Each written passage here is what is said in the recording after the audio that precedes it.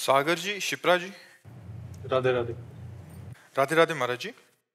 महाराज जी, जीवन में संतोष का अर्थ क्या है? यथा लाभ, जैसी परिस्थिति है उसमें हम राजी रहें। जोई प्यारो करे सोई मोहि भावे। हम जैसी भी परिस्थिति आवे उसमें हाँ स्वीकृति है, हमारी कोई परेशानी नहीं।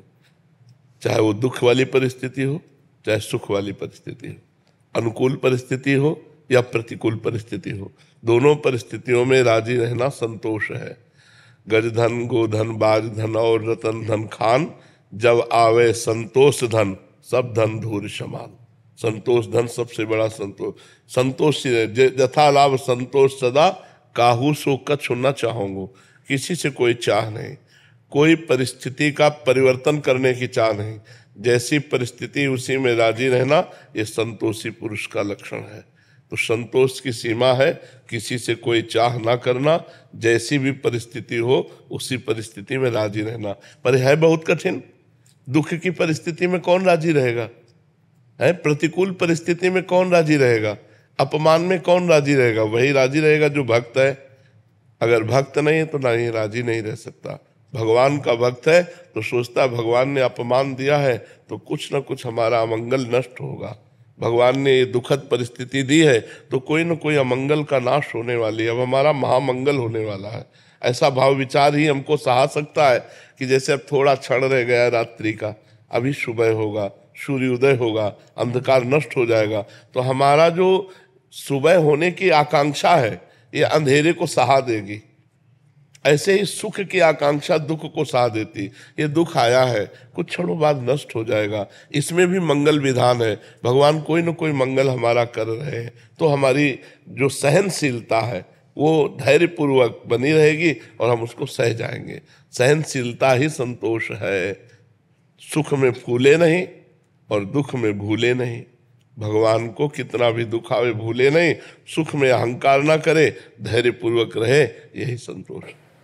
महाराज जी, वृंदावन वास की इच्छा करनी चाहिए कि नहीं करनी? करनी चाहिए। वृंदावन वास की, भजन की, भगवान की प्राप्ति की, संत समागम की, इसकी तो इच्छा भगवान से करनी चाहिए। हे भगवान हमें संत समागम प्राप्त हो, हे भगवान हमसे खूब भजन बन जाए, हे भगवान आपके धाम का दर्शन हो जाए, हे भगवान आपका नाम खूब जप करें और आपका दर्शन पालें। ये तो कामना करनी चाहिए। इसी कामना के बल से तो सांसारिक कामनाओं का त्याग होता है। अगर ये कामनाएं नहीं करेंगे तो सांसारिक कामनाएं होती रहेंगी। इन्हीं कामनाओं के बल से हम कामना के त्यागी बनते हैं। इच्छा से इच्छा का नाश, कामना से कामना का नाश।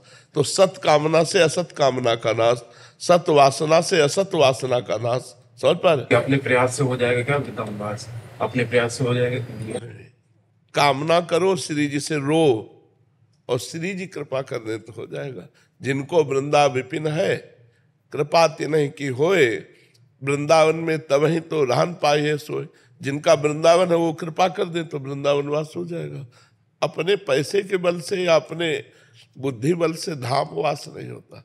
भगवान कृपा करे, श्री जी कृपा करे, तब धाम में मन ठहरे। मन ठहरे तब तो वास का मतलब रहा। वृंदावन वास बहुत कठिन है, बहुत कठिन है। कृपा पूरी हो गई लेकिन जननी जनक बंधु सुतदारा, तनु धन धाम सुहृद परिवारा, सबकी ममता ताग बटोरी, मम पद मनहि बांध बरटोरी। श्री जी तो कृपा पूरी किए लेकिन श्री जी को छोड़ करके बहू, बेटा, लड़का, बच्चा, परिवार अगर ये अधिक प्यारे लग रहे तो कृपा को ठुकरा कर आप चले जाएंगे।